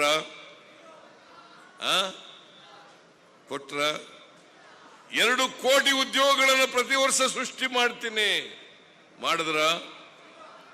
ಮಾಡಲಿಲ್ಲ. ಅಗತ್ಯ ವಸ್ತುಗಳ ಬೆಲೆಗಳನ್ನು ಇಳಿಸ್ಬಿಡ್ತೀನಿ, ಅಚ್ಚೇ ದಿನ ಹೇಗೆ ಅಂತ ಹೇಳಿದ್ರು. ಮಾಡಲಿಲ್ಲ. ಪೆಟ್ರೋಲ್ ಬೆಲೆ, ಡೀಸೆಲ್ ಬೆಲೆ, ಗ್ಯಾಸ್ ಬೆಲೆ, ಗೊಬ್ಬರದ ಬೆಲೆ, ಅಡಿಗೆ ಎಣ್ಣೆ ಬೆಲೆ, ರಾಗಿ, ಜೋಳ, ಅಕ್ಕಿ ಎಲ್ಲ ಬೆಲೆಗಳೆಲ್ಲ ಇಳಿಸ್ಬಿಡ್ತೀನಿ ಅಂತಂದ್ರು. ಇಳಿಸಲಿಲ್ಲ. ರೈತರ ಆದಾಯ ದುಪ್ಪಟ್ಟು ಮಾಡ್ತೀನಿ ಅಂತಂದ್ರು. ಮಾಡಲಿಲ್ಲ. ಹಿಂಗೆ ಎಲ್ಲದರಲ್ಲೂ ಕೂಡ ಕರ್ನಾಟಕಕ್ಕೆ, ಇಡೀ ದೇಶಕ್ಕೆ ನರೇಂದ್ರ ಮೋದಿಯವರು ಚೆಂಬು ಕೊಟ್ಟಿದ್ದಾರೆ, ಖಾಲಿ ಚೆಂಬು ಕೊಟ್ಟಿದ್ದಾರೆ. ಅದಕ್ಕೋಸ್ಕರ ಬೆಲೆ ಏರಿಕೆ ಆಯಿತು. ಬಡವರು, ಸಾಮಾನ್ಯ ಜನ, ರೈತರು ಜೀವನ ಮಾಡೋದು ಕಷ್ಟ, ಜೀವನ ಸಾಗಿಸೋದು ಕಷ್ಟ ಅಂತೇಳಿ ಬಡವರ ಕೈಗೆ, ಮಧ್ಯಮ ವರ್ಗದ ಜನರ ಕೈಗೆ ದುಡ್ಡು ಸಿಕ್ಕಬೇಕು, ದುಡ್ಡನ್ನು ಕೊಡಬೇಕು, ಅವರ ಕೊಂಡ್ಕೊಳ್ತಕ್ಕಂಥ ಶಕ್ತಿಯನ್ನು ಹೆಚ್ಚು ಮಾಡಬೇಕು ಅಂತೇಳಿ ನಾವು ಕಳೆದ ವಿಧಾನಸಭಾ ಚುನಾವಣೆಯಲ್ಲಿ ಅನೇಕ ಭರವಸೆಗಳನ್ನು ಕೊಟ್ಟು, ಅದರಲ್ಲಿ ಪ್ರಮುಖವಾದಂಥ ಭರವಸೆಗಳು 5 ಗ್ಯಾರಂಟಿಗಳು. 5 ಗ್ಯಾರಂಟಿಗಳು: ಶಕ್ತಿ ಯೋಜನೆ, ಅನ್ನಭಾಗ್ಯ, ಗೃಹ ಜ್ಯೋತಿ, ಗೃಹಲಕ್ಷ್ಮಿ, ಗೃಹ ನಿಧಿ, ಎಲ್ಲ ಯೋಜನೆಗಳು ಜಾರಿಯಾಗಿದೆಯೋ ಇಲ್ಲ, ಜಾರಿಯಾಗಿದೆಯೋ ಇಲ್ಲ, ಕೈ ಎತ್ತಿ ನೋಡೋಣ. ಎಲ್ಲ ಜಾರಿ ಮಾಡಿದ್ದೀವಿ. ನಾವು ನುಡಿದಂತೆ ನಡೆದಿದ್ದೀವಿ.